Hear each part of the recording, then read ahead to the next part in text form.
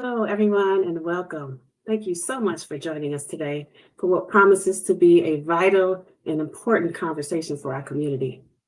My name is Talisha Harrison, and today's webinar, Genes, Generations, and Justice, is hosted by Now Included, powered by Actinate, whose mission is to empower community members to take better actions for their health.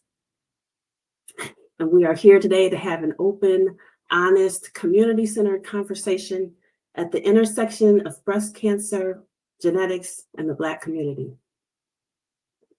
But before we begin, we want to hold space for the reason that so many of us are here. We want to honor the lives and legacies of our loved ones who we have lost to breast cancer, like two of my good friends, Angela Bradley and Kiara Thomas, both who lost a battle with breast cancer in their late 30s and early 40s. And so we want to give you a chance to honor your loved ones as well by putting their names in the chat.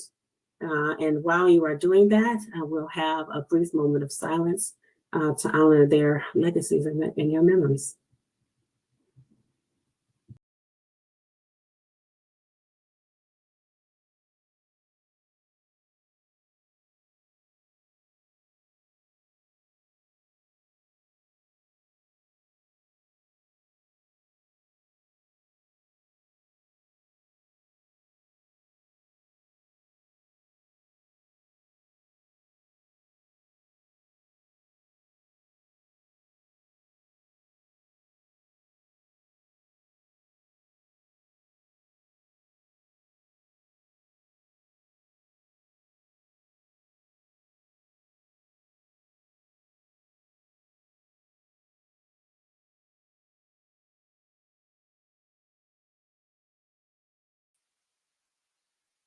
Thank you very much for sharing with us.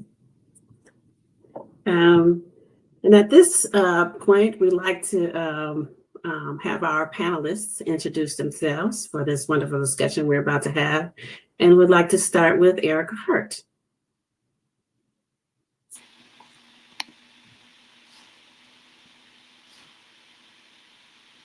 Hi. Would you like to say a little bit about yourself? Oh, sure.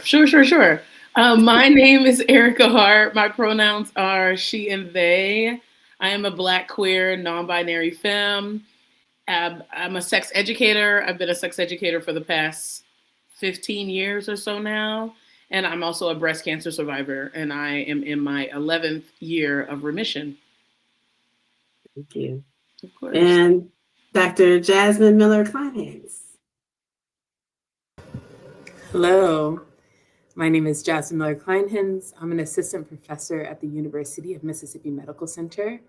My research focuses on breast cancer disparities, so I look at how our lived environment shapes our biology to try to understand why Black women are more likely to die of breast cancer and get more aggressive disease so that we can prevent it. Great, thank you, Dr. Jasmine. And Dr. Lisa Martin. Hello, my name is Dr. Lisa Martin. My pronouns are she, her, and hers. I am a first-generation Black Jamaican American woman, and I'm a licensed clinical psychologist. I also am the AVP of an organization called the Sanctuary Institute, and all of my work is at the intersection of race and equity, and I, too, am a breast cancer previvor as well as a daughter and niece that have been impacted by the two young deaths of Black women.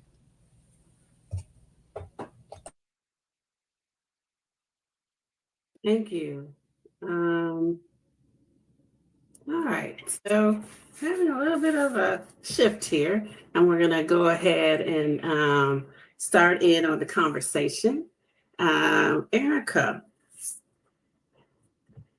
before we dive into your legacy of advocacy work that you've been doing, can you please share with us a little bit of your personal experience when you were first diagnosed with breast cancer?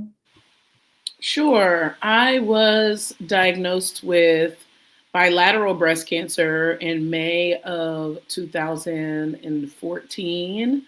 I My mom was a breast cancer survivor until she passed. She was diagnosed when I was in the second grade and then lived with breast cancer metastasizing throughout her body for over the course of 10 years.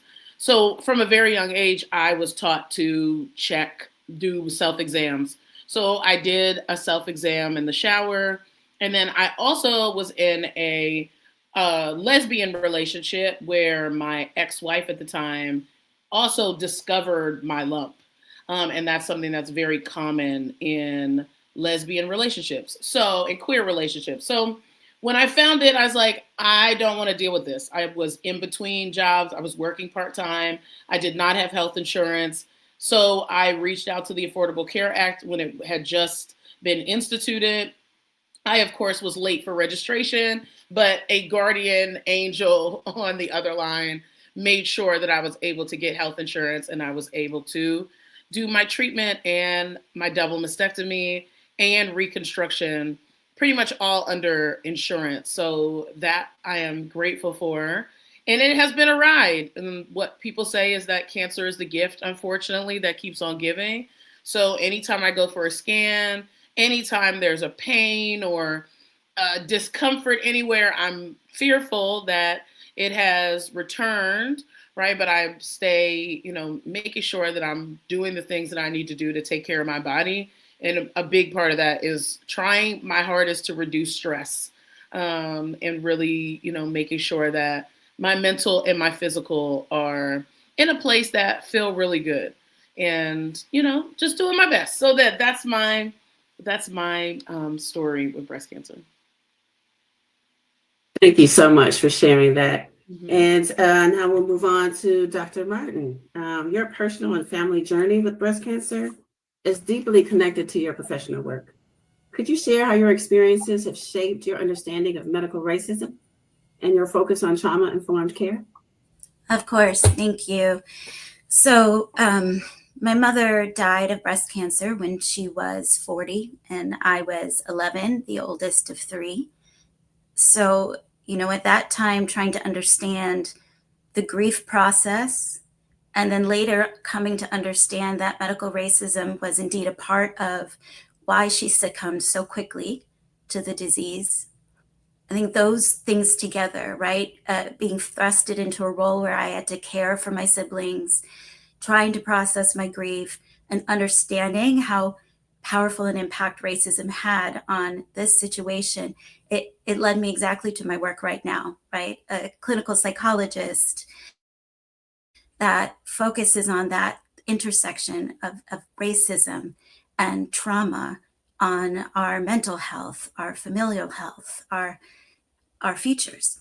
And today, a lot of the work I do is working to make sure that systems like education systems, nonprofits, and hospitals can provide care that is trauma-informed and race-informed, meaning what does it mean to build an environment in a workplace that is healthy, where everyone is seen and thriving? Because our systems are not built that way right now.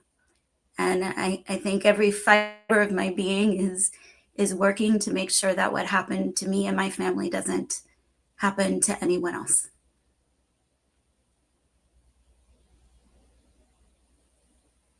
So much for sharing that and for the work that both you and Ericka are doing.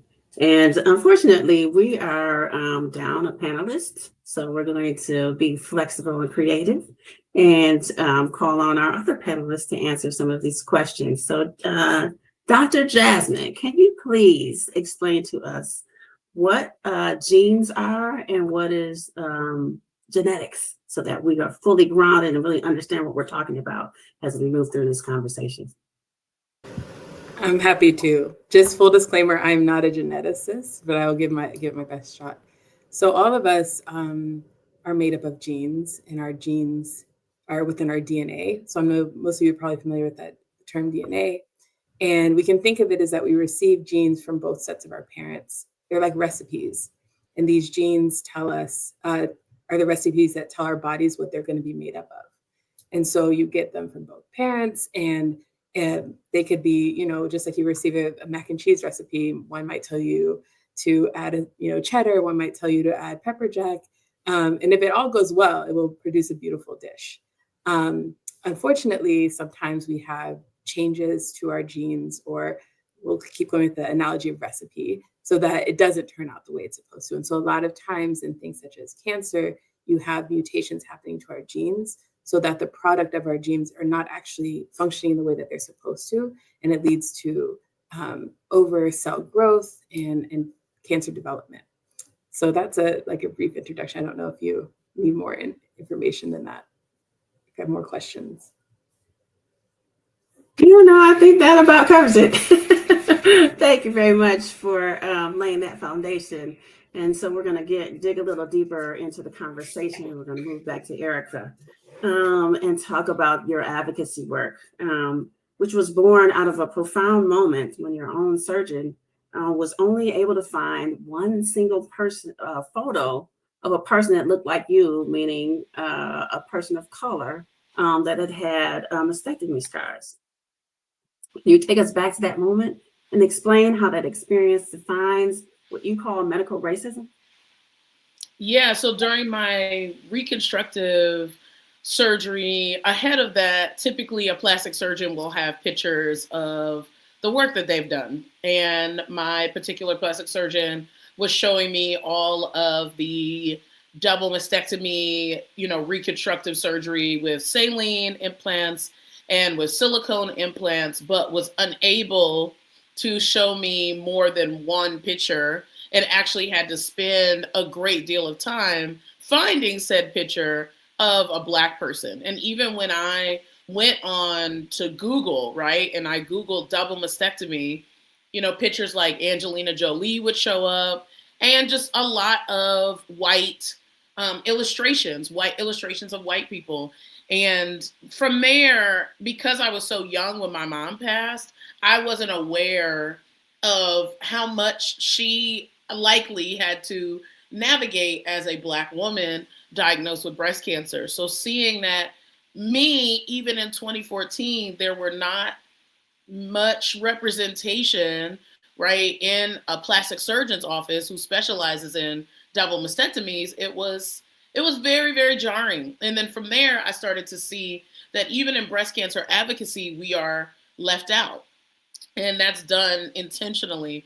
Even in Hollywood, the movies that are shown are typically white women who have been diagnosed, but there's not much representation of queer people or trans people, and in particular, Black queer and trans people who have been diagnosed. And I think that it's telling that even mammogram machines have sometimes a hard time detecting breast cancer on darker skin, right? Like literally the medical equipment is created by people with a major racist bias, right? So with that, it trickles down into advocacy and absolutely is embedded in our medical institutions.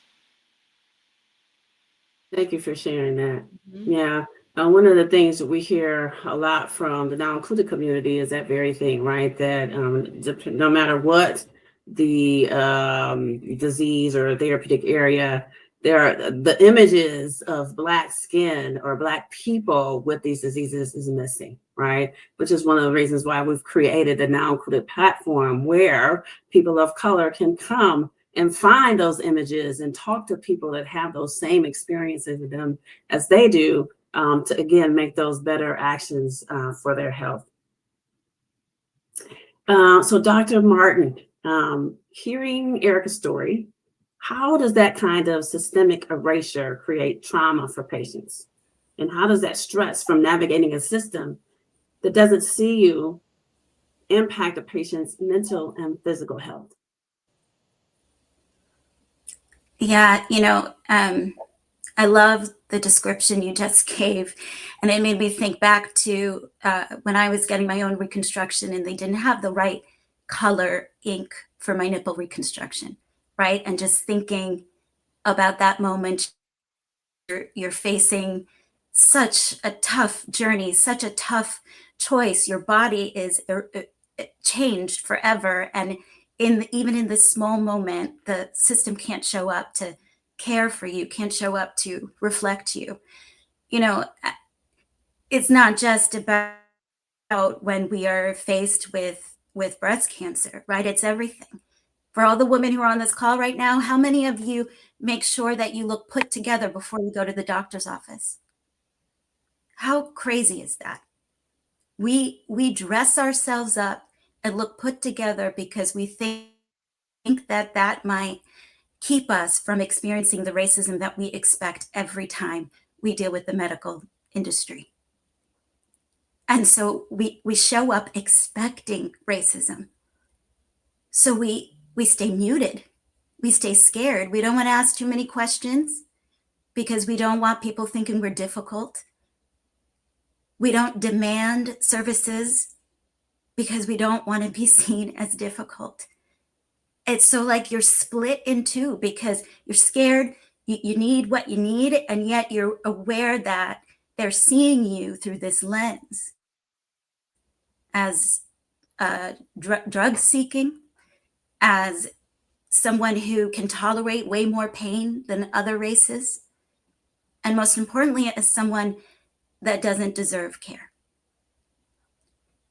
And the idea that we're in there thinking that we can change this is ridiculous, because even people like Serena Williams, with all of that privilege, a known name, still nearly lost her life to this type of medical racism. So the impact is huge.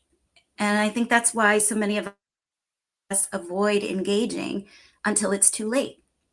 And that's what the statistics are. We show up to the doctor when our breast cancer is farther along.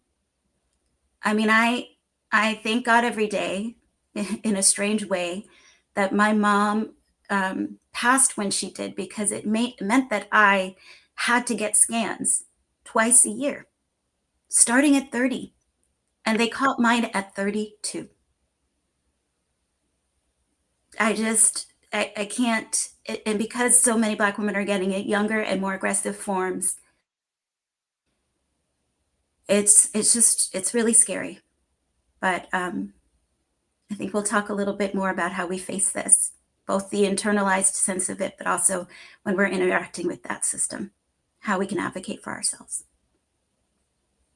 Most definitely. Most definitely. And thank you so much for sharing your experiences. I'm a little speechless. And again, just so thankful that we are able to have this conversation in this way that we are having it now, because it is so important. And so, Dr. Jasmine, hearing about the profound psychological and systemic harm of invisibility, how does your work connect this social reality to what happens inside the body? Can the chronic stress of navigating a system that doesn't see you actually leave a mark on a person's biology, potentially influencing how breast cancer develops or progresses?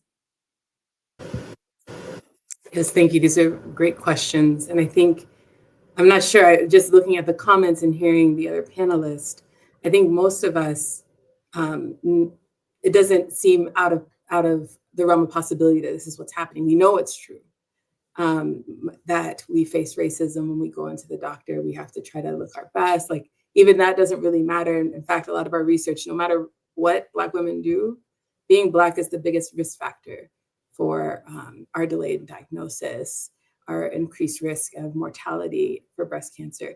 And so we know it, inherently we know this, but for my work, I have to show it through data. And so part of what my work tries to do is to show that the way that we shape society and how we treat people actually does have a biological consequence. And so while I haven't done at the level of individual and their own interaction with racism, I've done at the level of populations. So where people live in areas that face deprivation or have been systematically deprived of resources through racist policies. I look at whether or not they have biological changes, and we do see that that's the case, that they actually have more aggressive tumor types. They're presenting at a biologically older than they should be, and that's also a risk factor for cancer. And so all of this, there's no way that you can live in this world in which we have a physical shape and form and not be interacting with it and having a biological consequence. It's just that we haven't been able to measure it until recently. And so now we're seeing that that's the case. And so what happens then if that's the case? And how do we have to think about how we've shaped society in ways that actually cause harm to people? Because we made society the way it is, and we can then reshape it and reform it. And that's where we're at now. What are the things that we have to do, not just as individuals to combat this, but as a society to combat it?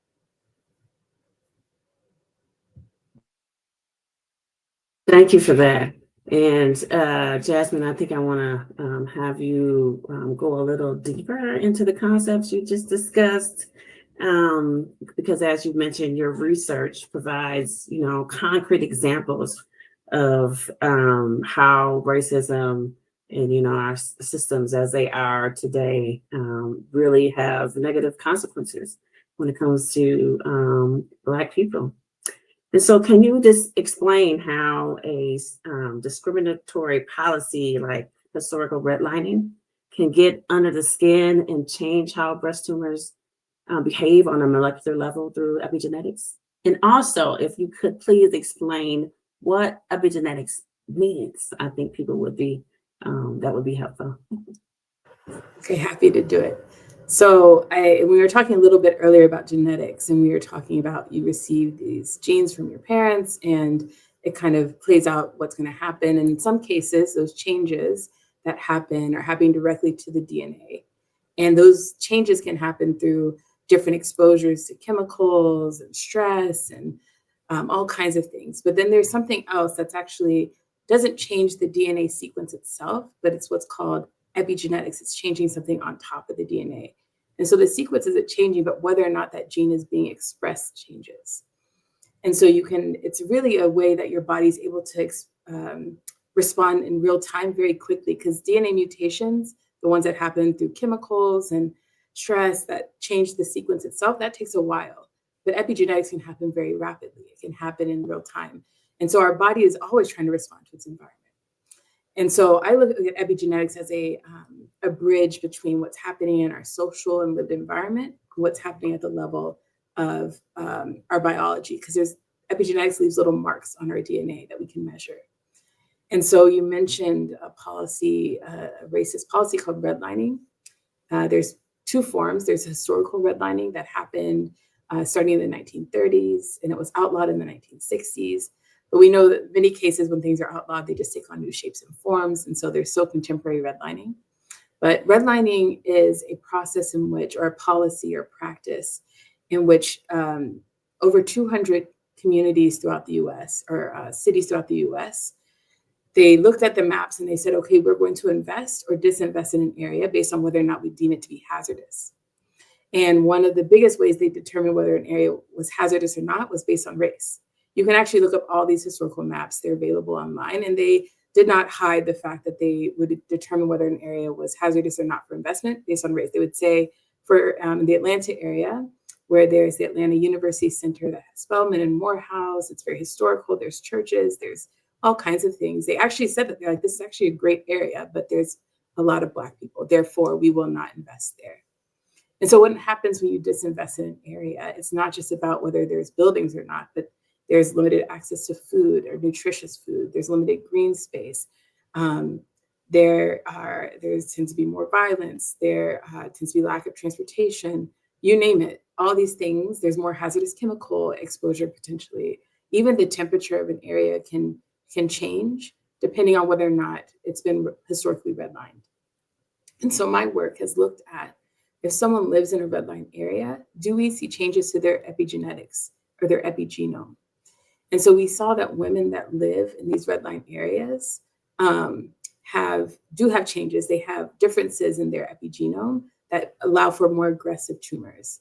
And you can also, like I mentioned before, look at biological age. So that is saying that within your cells, you could be 35, but your cells could look like they're 45.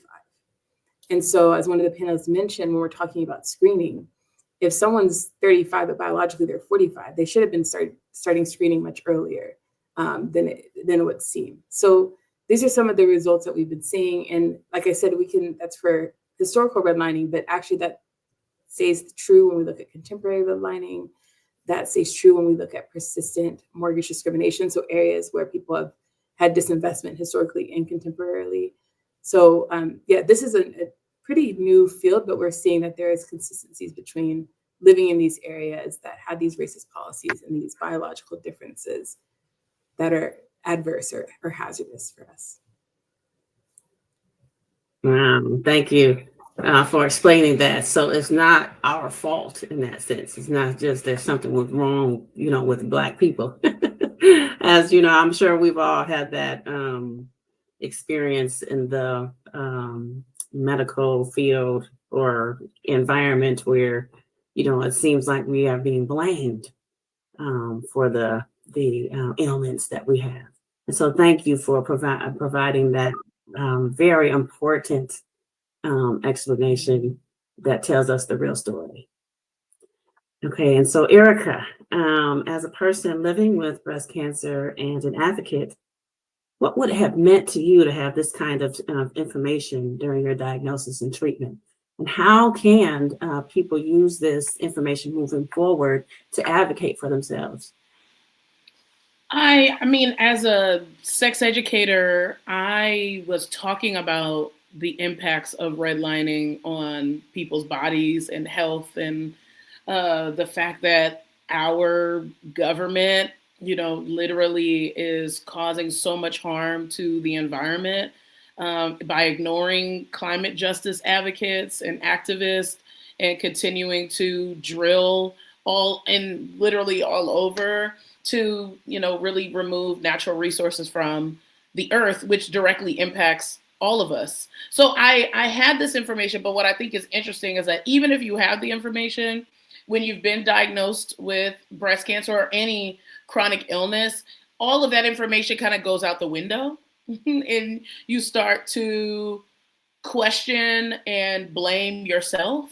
And I think that is something that if I could go back to my, 28-year-old self, I would, tell them that you don't need to, your body wasn't at fault, right? Your body didn't do anything wrong, right? But, as the doctor said, racism is our biggest comorbidity, right? That's what we're up against on a regular basis, right? Whether it be from environmental racism, from redlining, gentrification, white supremacy, the stress on our bodies, weathering them much older, right? But what we're taught is to blame ourselves under, a capitalistic regime where everyone is supposed to just be individualistic.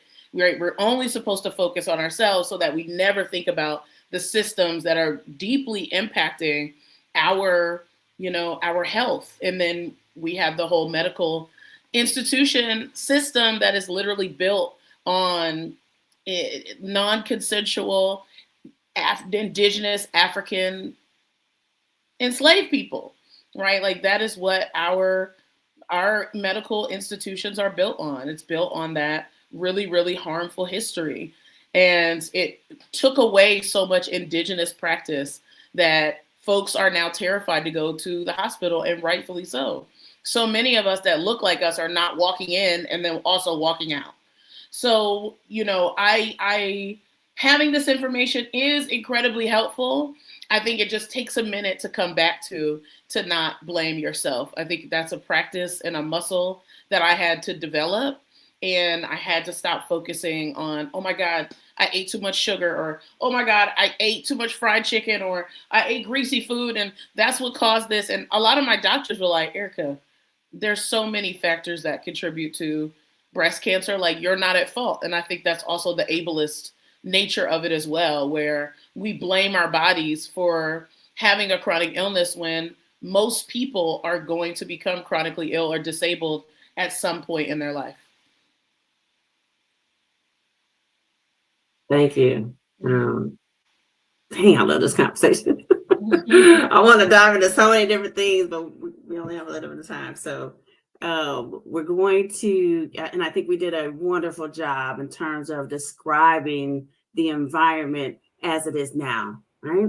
And so really want to look forward into the future. But first, we have our fourth panelist has arrived. Dr. Jeff, would you please introduce yourself real quickly for us? Hi, everyone. I'm Dr. Janina Jeff Ringo. Apologies for me being late. I thought this started at 12 my time, which is in Central, but I was wrong.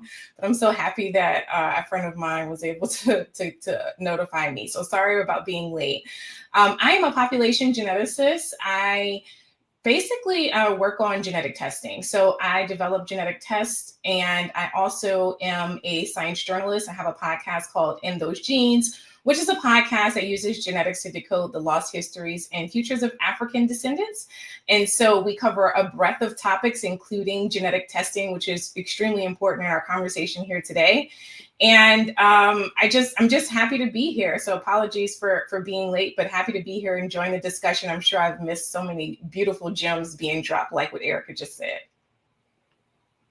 And just to catch us up to speed, can you please talk about, because we've talked a lot about the environment within the health system as it stands right now, right? And how do we translate, or how do I want to say this? How do we ensure that we have an understanding about genetics within our communities so that we are able to advocate better for ourselves in the future? And just to catch you up a bit, we talked about, Ericka mentioned the issue with self-advocating, right? That it can be very difficult because we're always thinking these, and we're kind of conditioned to believe that, any diseases or health issues that we have, are our fault, right? Not the fault of our environment and, what happens as a result of, in terms of our epigenetics, which Dr. Jasmine so eloquently explained. So how do we take this knowledge and build it that into the future, right? And so that we're not staying in the same place, because this is, we've talked about people's mothers who've had breast cancer, and you know what I mean? Like this is not new, right? How do we change this and move into the future? Yeah, I think one of the biggest things that, at least in my experience, when I became a geneticist, a lot of people would ask me all the time, like, what do you think about those 23andMe and Ancestry tests? And what do you think about this test and that test? And I would always say there's pros and cons to them. The way the tests are marketed are to market this idea that we don't have an idea of who our identity is. And because of slavery, we should do these tests to affirm that. But no one really talks about, or at least at the time, a lot of people weren't talking about the benefits of knowing your genetic background for a host of different diseases and your risk for diseases, including breast cancer and other common diseases. And I used to tell folks all the time, if this is something that you are interested in, one, you should do all the research and really understand how the data is being used. 23andMe, for example, has been in the news a lot about how they have sold data and now are having some financial issues. But one of the biggest powerful things about genetic testing is that it doesn't just give you information about yourself. It gives you information about your entire family, but it most importantly gives you information about your future and the future of your offspring if you choose to produce any. And so I think genetic testing is such a powerful tool that informs the future, and that's not talked about enough. And so when we talk about, one of the things a lot of geneticists or a lot of scientists in general will say, oh, we don't have research in African descent populations because these populations don't want to participate in our studies. And I hate when people say that, because it's not a sample size issue, but it is more of it's a technology issue, it's an interpretation issue, it's understanding how genes interact with the environment. But when I try to motivate people to participate in genetic testing or participate in research studies, I always ask them, what's your why? And one big why that I think is really powerful is that, participating in this study will help us get answers. And they may not be the answers for you, but they may be the answers for your granddaughter. It may be the answers for other people in your community. So this impact goes way beyond us. It does help us with our future and understanding diseases that we may be at risk to further down the line that just may not have arisen yet. But most importantly, it also helps others. It helps the future of our community. And I think that's a really, really important aspect. So I encourage us to think about genetics and think about how genetics can inform the future. I'm not sure if anyone has talked about gene editing, and that's where when I think about futuristic genomics, I always think about gene editing and the powerful research that's being done there, particularly in sickle cell disease, that really is impacting futures. People are living longer with sickle cell disease or sickle cell trait. And so I like to think about genetics in that regard. Thank you very much for sharing that very important information about how we move forward from that perspective. And so for Dr. Jasmine, if your research shows that housing policy is a form of cancer prevention, how does that change our approach? How do we get these sociobiological insights out of the lab and into policy discussions to drive real world change? That's such a great question that I don't really have the answer to. I think part of what I try to do is share. So like you said, how does it get out of the lab? How does it get out of the hands of a few scientists who this is like our life's work, that get more and more into the public sphere? And so spaces like this, I think, are very helpful, because while policy can change at national levels and levels of our states, policy can also change at the level of our neighborhood. So with this type of information, what do we do with it? How do we go to our local government to share that we want to know more about what's in our environment? We want to know ways in which that we actually can improve, invest. We want to actually have green space. We want to have safety. We want to have lights. We want to have playgrounds. We want to have good food. We all deserve it. We all deserve it. You know, there's no community that isn't deserving of this, and that we want to work together as a community to do this. And so part of what I do is come to space like this to share it so that all of us can advocate for this. It's not just for a handful of people to go to Capitol Hill and talk about it, but for our own neighborhoods and backyards, we start having these conversations and we think of ways to, again, try to reshape our neighborhoods so that they're not having such a detrimental effect on us. And that's just one step. As we were mentioning, there's like so many things that actually contribute. So it's not that the individual doesn't have any agency. You know, we can all be more active and try to think about what we eat and all these things. But then when it comes to more of again, our environment, how do we as a community think about it? How do we take steps and feel that we also collectively have agency to change our environments and ask for better and ask for more? Thank you for that perspective. And Dr. Lisa, your work focuses on creating healthier, healing environments. What does a trauma-informed healthcare system look like for Black women and men, really, facing breast cancer? And what is the first step an organization can take to move toward that model? The first thing that comes to mind is serving seasoned food. But honestly, it takes a whole culture change, right? It takes making sure that doctors, medical staff, on down to janitorial staff are trained to understand the impacts of systemic racism and trauma on Black women, to understand what medical racism looks like, what a variety of diseases look like when they're in our bodies, right? I think it's also a medical system built for us is a place where there's advocates that look like us, that help to translate the medical jargon. I think it looks like longer office times. You come in, you get to actually sit with your advocate and your medical team and ask questions and make sure that you understand it in your own language. What is happening? What has happened to you? I think it's having clinical staff, therapy clinicians like myself available to help process the enormity of these changes, the impact on your mental health, your physical health, your family, to plan, to give resources. And, you know, and it's possible.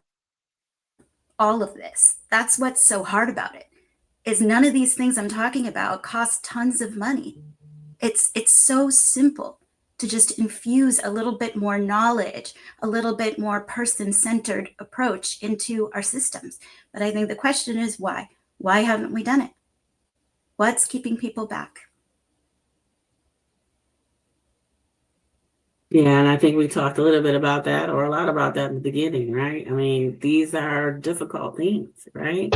And I really want to get into the role of community because I think the more we support ourselves, right, the better off we are individually, right? So if you can, when you go to the doctor, take someone with you, right? Because it's hard to be the patient and the advocate at the same time, right? And so for those of us who are the caregivers, make sure that we show up for our loved ones as well and go to those doctor visits and inform ourselves, right? So that when we are in that room with the patients, we can ask those questions that maybe, those that are, experiencing, the illness don't have to do that, right? There are lots of things that we can do, but, I'm off on my soapbox, but we're going to get back to our panelists here and ask Ericka. You said technology isn't a fix for a racist system. How do we hold these two truths at once? That we need scientific innovation and systemic revolution. I mean, I think a big part of this is that we need free and universal health care, right? Like, I think that folks need to be able to go to the doctor on their terms. And not have this massive barrier called health insurance, which is only given to people with full-time jobs. And the type of health insurance is based on how much money you make. So if you don't make, you make $30,000 a year, you're going to have a particular type of health insurance that looks vastly different from someone that makes $230,000 a year. That is a major breakdown. Right? So people not being able to access going to the doctor that's quote unquote better is absolutely harming everyone, right? Like the fact that when I was going through breast cancer and I was in chemo, my doctor said that I needed to have 6 sessions of chemotherapy. Well, my particular health insurance said, oh, no, all she needs is 4.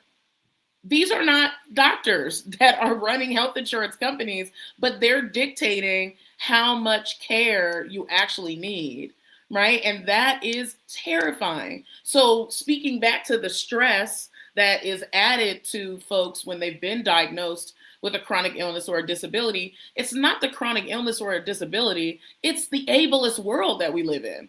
It's the fact that we can't navigate our chronic illness or disability in a way where we feel supported. It brings on a great deal of stress if you have to advocate for yourself to get the care that the trusted experts are saying that you need. You have to go up against an entire, health insurance company. That's ridiculous, right? That's why the government is shut down, because they don't want to actually give folks affordable health care. Why is that a debate? Right, like that, the psyche of that is just it's there's no other way for me to put it other than deplorable, right? The fact that some people are able to live in the society and some people are literally just supposed to die, and there's no other way to look at that other than to name white supremacy as the culprit. Yeah, I'm struggling how to follow up with that because you hit the nail on the head, right? And there's a lot of work that needs to be done to, and I think some of that work is actually being done for us in terms of breaking down the current systems that we have so that we can build new ones, right? That do take care of all of our community members or, those who live in this country, right? It is possible. And I think we are moving in that direction, but it's going to be painful and we got a lot of work to do, right? And so one of the ways that we know that can help change this landscape in so many different ways is participating in research. Right? So Dr. Jeff Ringer, What is the first step for a community that wants to move from being research subjects to research shareholders? And I really love that question, because we always look at it as being research subjects, but what happens when we are contributing to the science? And I think, if I'm correct, Black people have a lot to contribute when it comes to genetics. So please, can you share a little bit about that for us? Yeah, I tell people all the time when I'm thinking about some of the commercial genetic companies, anything that, well, not anything, but thinking about commercial genetic companies in relationship to social media. And I think at the time when these tests were very, very popular, people really underestimated the data usage aspect. But I say that to say, while some people abuse the use of genetic data or are not fully transparent about how genetic data is used and the longevity of it, how it's used thereafter after you've contributed, I think that one of the most impactful things that we can think about is how do we go from being the owners of our data? So our data is so precious, and particularly genetics, and particularly genetics of African descendants. And one of the main reasons that is because Africans were the first humans, and so all other humans descended from us. And what does that mean? Well, that means in our genome we have over several hundreds of thousands, millions of years created and developed a lot of genetic variation. And so that genetic variation is a powerful tool to helping us understand how we can create interventions in the form of medications that can prevent disease. And so a lot of genetics research is understudied in African descent populations, and to be honest with you, are not representative of world populations. And so there are some research studies that folks can join. And particularly one that I'm thinking of is the All of Us study. And the All of Us research program initially was green-lighted under President Obama when Francis Collins was the director of the NIH. But now it's working to recruit over 1 million subjects in the US with the particular interest on focusing on diversity, not just ethnic diversity, diversity and location, income, sexuality, able-bodied folks and unable-bodied folks. And so this research program, one of the most unique things about this research program is that its participants also have an option to be a part of the scientific community that are creating research studies around it. And so I would say, in terms of becoming a data shareholder, one, think about how your data is being used, whatever genetic tests you do. In the context of clinical genetic testing, a lot of times that data is not used for research unless consented. But I would say read everything. And there are some, in a lot of these institutions, a lot of them are trying to have more participation from the participants. And so there are ways in which these participants can come back, get their results, engage with the clinicians, and potentially be a part of the scientific committee and the questions that they're asking. There's some research that came out a few years ago that shows that when we do this, when participants are becoming shareholders of their own DNA, or the shareholders of their own data, and are active decision makers in these studies, that we ask better questions. We ask questions that think about things like the environment, where a lot of the scientists doing the research have no idea exists.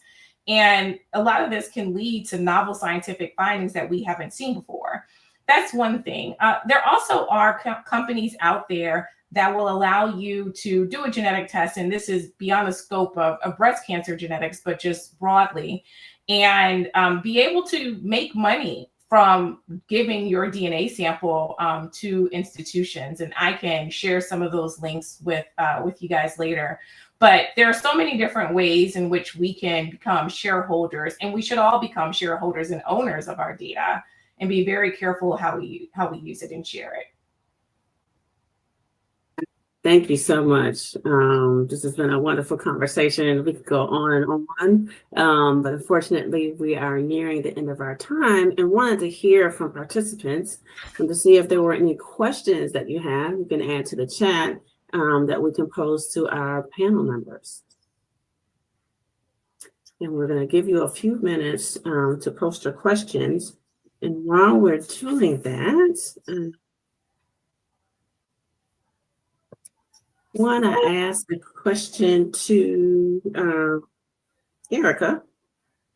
For someone listening who feels invisible, the doctor's office, what is one concrete, actionable step they can take in the moment, to advocate for themselves and to demand to be seen and heard? The first thing that came to mind, and it's not right in that moment, but I think that it's a valid action to take, is to get a second opinion, right? Like if you don't feel seen by that doctor, don't go to that doctor anymore. Especially if you are going to be, you just don't know why you don't feel seen by them.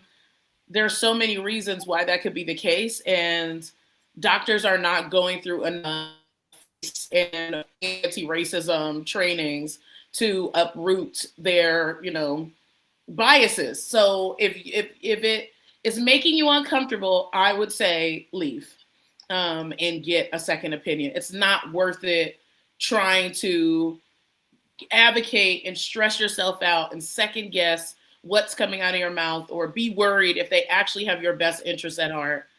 It's just not worth it, right? So I would try to figure out who in my network is going to someone that they trust. Obviously, unfortunately, who is covered under my insurance, and I would go to a new person. Thank you. And we do have a question here for Dr. Lisa. We talked about trauma, and someone wants to know, Lauren, would like to know more about how that shows up in your body. Yeah, I think the framing that I have around that, it's intergenerational, right? So if you imagine that for all of us, Black folks, we are descendants of those who were taken from their homes and enslaved, right? So what is that but tons of trauma? Tons of trauma, generation after generation, that was unacknowledged, untreated.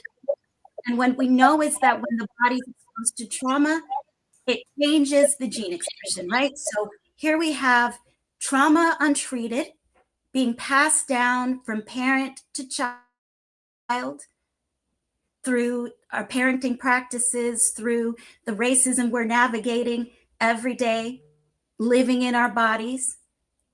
And so you imagine that, right? We're walking around still getting beat by this racism, still trying to survive and coping the best way we can.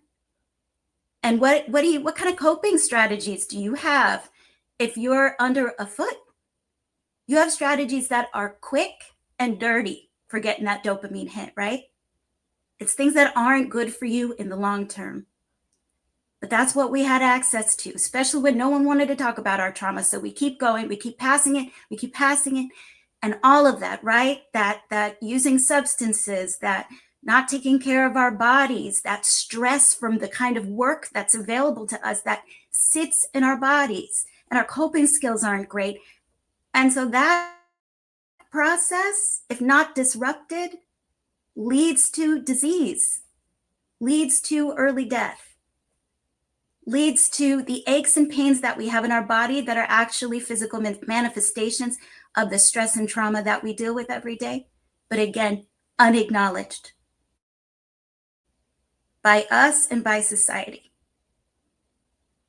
So, when they tell us to rest, but don't give us the strategies that actually touch on how deep and long and intergenerational this is, the stress that we're carrying. It takes more than us doing a little breath work and a massage. It is community. It is deeply transforming our systems. And, you know, I was talking to my sister this morning just about this very thing. And it was, why do we continue to work the way we do for these systems and carry that stress in our bodies when we are the ones that carry the burden of that?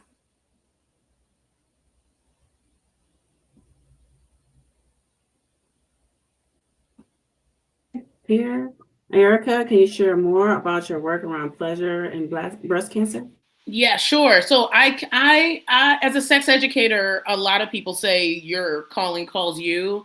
And as somebody who had a mom that passed from breast cancer, a lot of people said, you know, you should do some work in sex and breast cancer. And this was before I was diagnosed. And I was like, nah, it's a little too triggering for me. I'm not interested. And then I was diagnosed. And so, hey, hello, calling. So I, noticed that when I was diagnosed and was going through chemo, my oncologist told me the side effects, gave me a big binder of side effects, but did not actually go into that I'll experience vaginal dryness, that my libido will drop, right? Or that I'll have fluctuations in my libido. That I'll have, a relationship with my body that is maybe different, right? And that sex may look different based on, having a double mastectomy and how to navigate that. There was no conversation about that because most doctors are not getting a lot of sex education. I think they get I don't know, y'all correct me if I'm wrong, but I think it's 13 hours in the span of med school. It's nowhere near sufficient. Right. And which is why so many doctors just leave it out, right? Amongst so many other reasons. So in my work, I teach a course called Sex Ed as Resistance, which is now open for registration for the winter, where we talk about lots of things under the sex and sexuality sun. But one in particular is sex and disability. And a big part of sex and disability is the stigma around and the non-consensual asexualizing or desexualizing of folks who live with chronic illness and disabilities. If you think about it, have you ever seen a movie that had a breast cancer survivor in it or someone going through treatment that was in a sex scene, right? We don't even talk about pleasure in breast cancer or pleasure in cancer at all, right? So I like to talk about the various things that if you're going through chemo that you might need, if you're interested in exploring your body. Now, chemo really lays you on your back. So sometimes you don't want to do anything. But when those chemo side effects wear off and you're interested in exploring your body alone or with someone else, do you need lube, right? Do you need a particular type of lube? Is your body newly allergic to a new lube? Do you need a pillow to lift your hip up, right? Or your hips up so you're a little bit higher for whatever sort of, physical interaction that you want to have? Do you need support having conversations about having no nipples or having one nipple, right? Do you experience sensation on your scars? There's lots of different conversations, but I think it's so important, one, that doctors be having these conversations, but two, that we be talking about pleasure and breast cancer, because literally people look at us like we have a death sentence on our head, and not that we're not out here trying to hook up, right? And that we're not out here trying to experience pleasure, right, on our own terms. So thank you for asking that question. I really appreciate that. Okay, so we already answered this question for Dr. Martin, and we have exactly 1 minute left. So at this point, I don't think we have time for this question. As I mentioned, we have 1 minute left. But want to thank you all for sharing your expertise and your vulnerability today. Really appreciate this conversation and hope that those in the audience are able to take that information and really use it to make better decisions for their health. And we know that this conversation doesn't end here, right? We invite you to continue with us. You can download the NOWINCLUDED app for your app store. There should be a button down at the bottom of your screen in which where you can join the community, and we can continue this conversation, and where you can connect with others and access more resources. And so again, thank you very much for joining Really appreciated this conversation today, and I hope you have a wonderful, wonderful rest of your day.